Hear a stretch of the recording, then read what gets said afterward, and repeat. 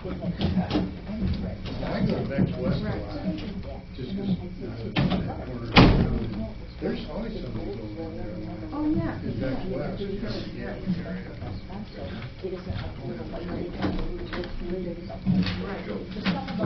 Call this regular meeting to order. Call roll. Mayor Querom. Here. Councilmember Swanson. Here. Mabry. Here. Gomez. Here. Newman. Here. Please stand and join us in the Pledge of Allegiance. Pledge allegiance to the flag of the United States of America and to the republic for which it stands, one nation, under God, indivisible, with liberty and justice for all. Okay, so under public comment, we're going to start out tonight with the annual update from David Gourdy of the Historic Preservation Committee. Make sure that mic is on. Slide that thing on top toward you. Can you hear me now? Yeah, Okay. and just state your name. All right, I'm Dave Gourdy, now the chairperson of the Historic Preservation Commission. So our current commission for 2020 is composed of myself, Michael Lee, who's a new resident of Princeton, Dan Martinkus, Ed Robinson, Robin Swift, Catherine Unzinger, and Michael Ziering. So our 2019 activities, we held our regular second Tuesday meeting at 8:30 in the morning throughout the year, and we contributed 126 volunteer hours in regular meetings and over 60 hours in outside research and community events. Throughout 2019, the Preservation Commission researched and discussed various options for marking the boundaries of the historic district and creating wayfinding signs that would lead visitors from the I-80 exchange to the downtown area. That project went on, and a separate report has been included in what we found out from our angle in researching all of the signage. We spent several months working on the Brick Street Preservation Plan, which was probably our main project of 2019. Following the Euclid Reconstruction Project, the Illinois Historic Preservation Agency requested that the city come up with a plan that we would then have, I guess, on record to what we're going to do with the brick streets. So I have a little executive summary of that plan, and it is basically all bricks removed from the Euclid Avenue project in 2019 will be retained by the city for future use, and that was a commitment that was made prior to the project, so we got that in there. Bricks should be made available for public landscaping and other historic preservation projects.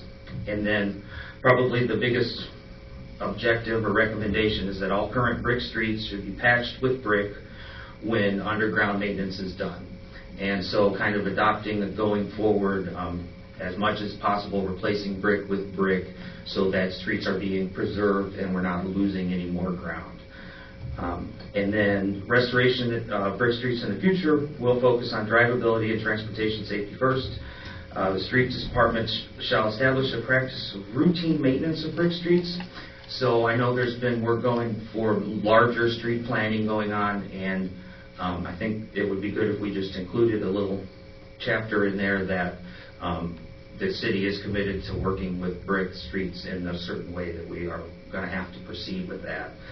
And so we categorized and rated all the streets in town. We did a little inventory, and all of that's included in the larger report. And the street department reviewed that in terms of ratings for the drainage and the crown and the curbs and subbase and all of the things that go into it. And then we end up with just the brick the brick street pavement on top. So a restoration would be a full-blown new brick street somewhere in town. Repair is pretty much where we're at on everything, just to keep, like I said, keep up brick with brick. And then reconstruct are the ones that are going to get asphalted over. And so there's three categories there that we've applied to, just so that we kind of have a rating for everything that's in stock right now. So that's that. And we have presented our local preservation awards this year, which I think you guys were part of the presentations of those. So the Flower House at the north end and Spoons at the south end. So there are now 4 buildings in the historic district that have received the Princeton Local Preservation Award. And I think one of our major projects in 2020 is going to start offering those local preservation awards to homeowners if we get any nominations for that.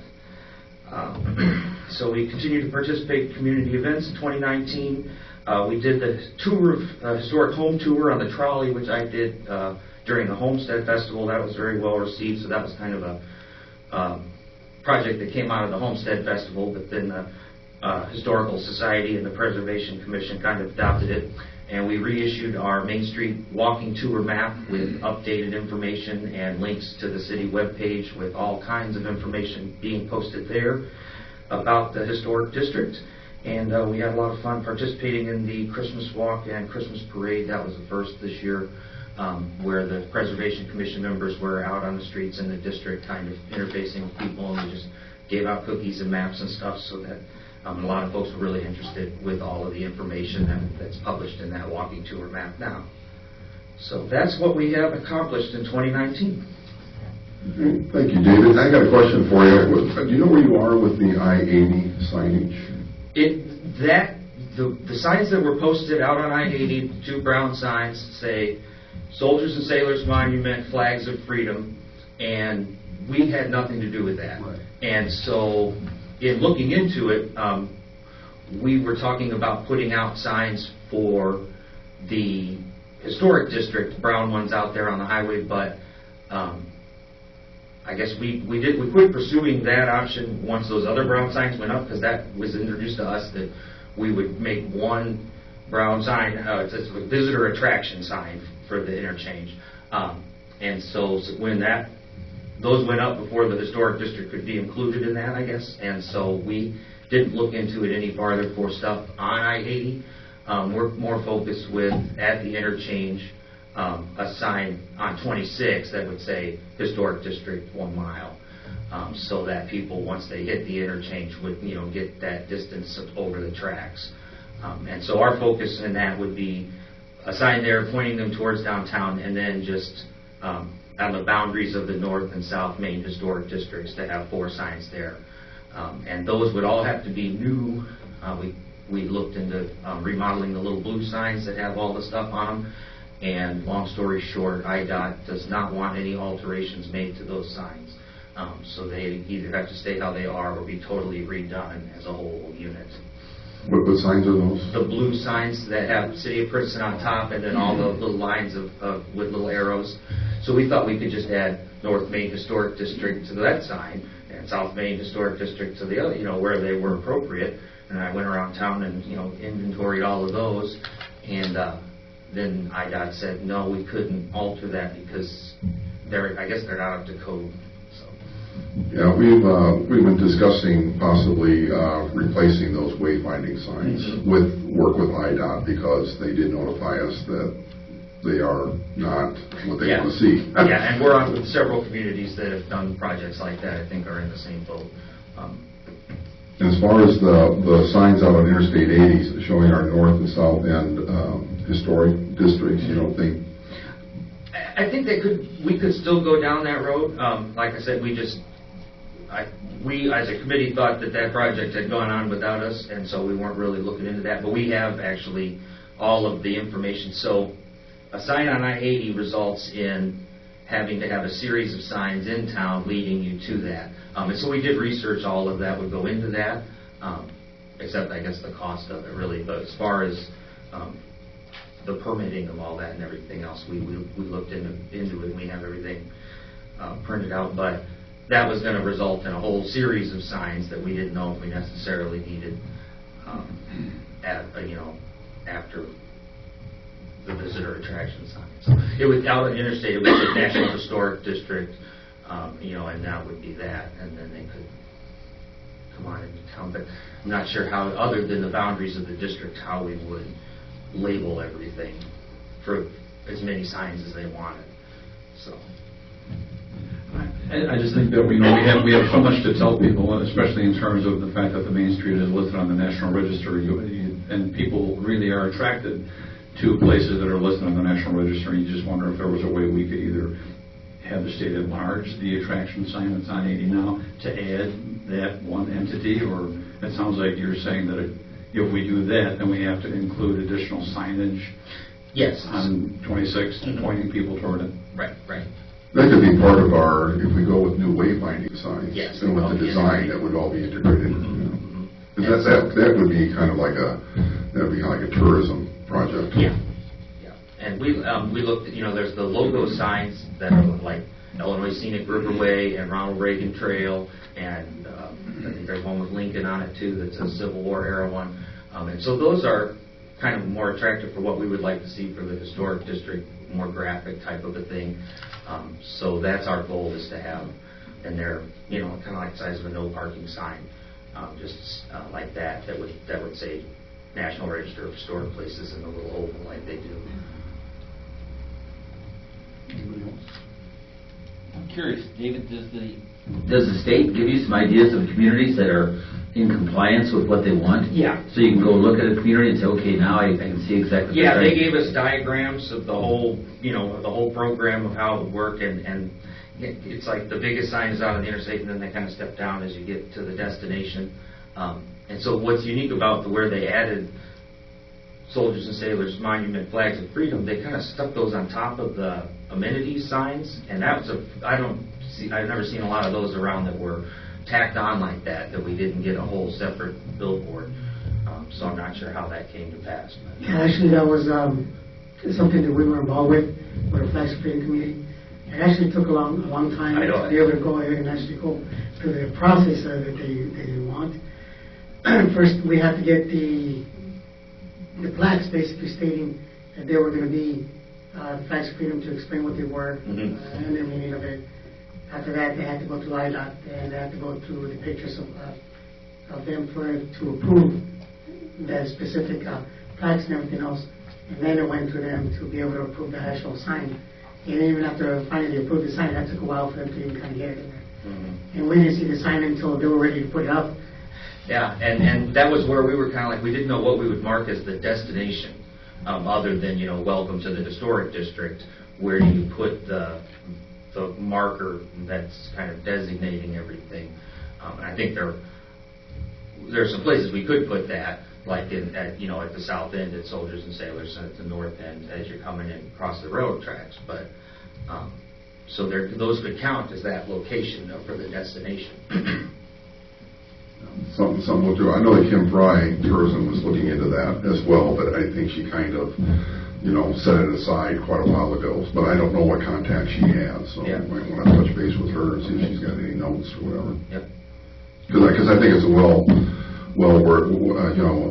something that would be worthwhile doing. Because Jerry's point is well taken. A lot of people have a lot of interest in national historic places, whether it's a building or whatever, or districts, and I think we could bring a lot of people to town just off the interstate passing by that might not ordinarily stop here.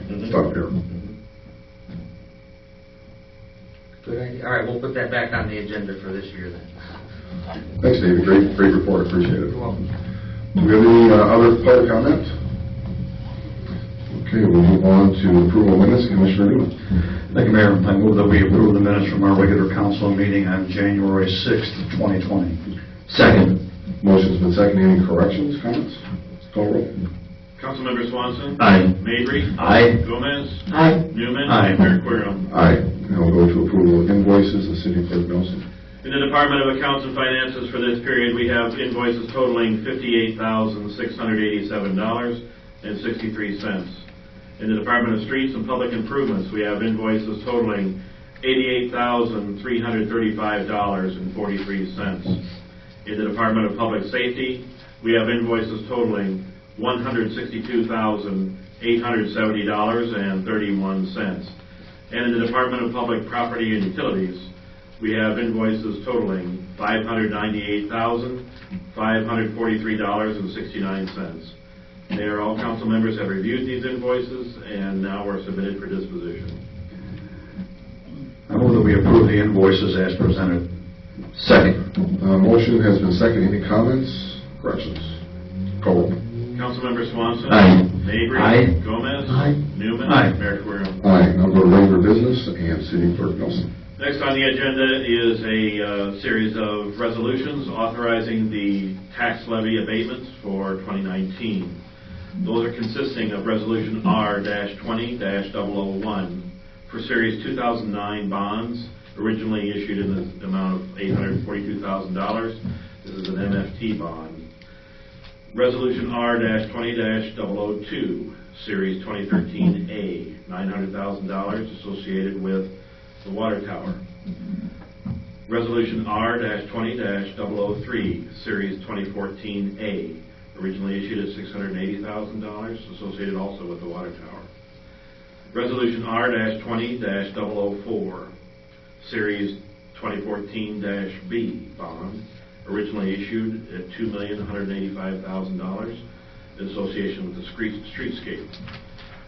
Resolution R-20-005, Series 2014-D bond, originally issued at $1.170 million, associated with the TIP district. Resolution R-20-006 is a 2019-A bond issued at $1.4 million, associated with Euclid Avenue. We actually have an issue with confirming the exact abatement amount, and so I would recommend that the council set that one aside for tonight. We'll repost that on a future agenda. Continuing with Resolution R-20-007, 2019-B bond for $2.8 million. This is associated with the logistics site and costs related to the Economic Development Administration.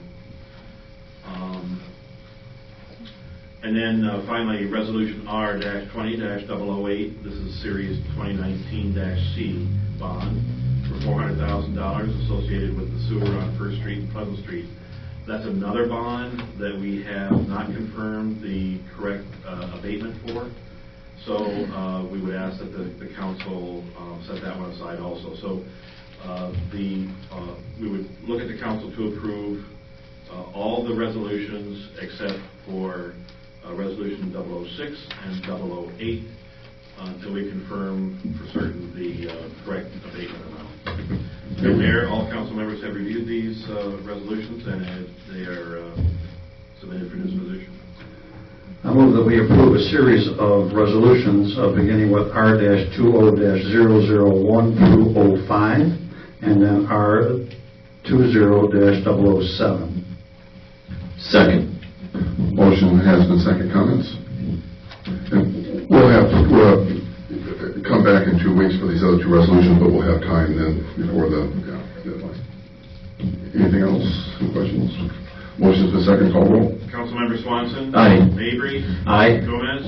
Aye. Newman. Aye. Mayor Querom. Aye. Next on the agenda is Resolution R-20-009. This is a resolution accepting the low bid and awarding a contract for sewer lining. Mayor, all council members have reviewed this resolution and it is submitted for disposition. I move that we approve Resolution R-20-009. Second. Motion has been second. Comments? Where's this sewer lining going to occur? This sewer lining is for a portion of the alleyway where we did the sewer work last year, I think, on Pleasant Street from Clark to somewhere between Clark and Central.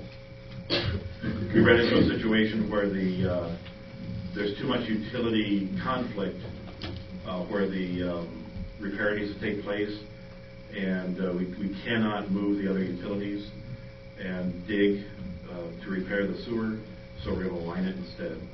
And we've been told that that will have similar, if not superlative, results. Okay, any other comments? Call roll. Councilmember Swanson. Aye. Mabry. Aye. Gomez. Aye. Newman. Aye. Mayor Querom. Aye. Then we'll go to the city manager report. Everybody should have your monthly report for December 2019.